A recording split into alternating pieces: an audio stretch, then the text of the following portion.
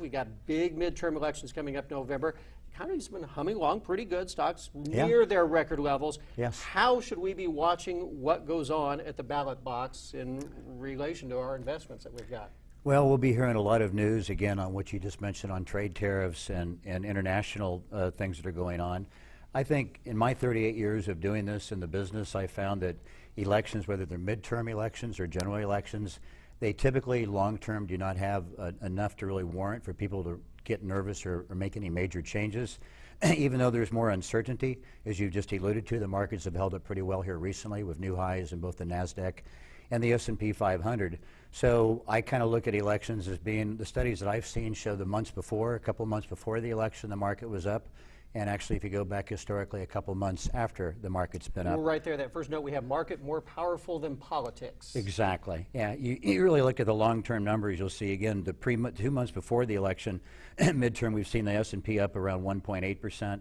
And the 2 months after the election, we've seen roughly an average of 4.7 increase. So, and even if those numbers don't come in, past performance is no guarantee of results in the future.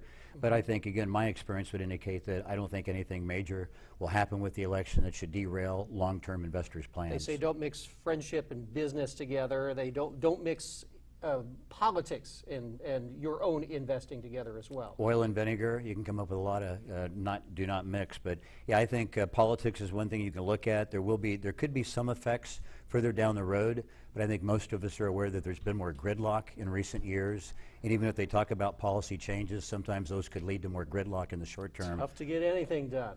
Yeah, the market doesn't like uncertainty, and I think that's the reason when we have corrections or dips in the market, it's usually some situation that might be temporary, but eventually we get beyond that problem and we'll move into a new batch of problems. So focus on yourself and what you want done.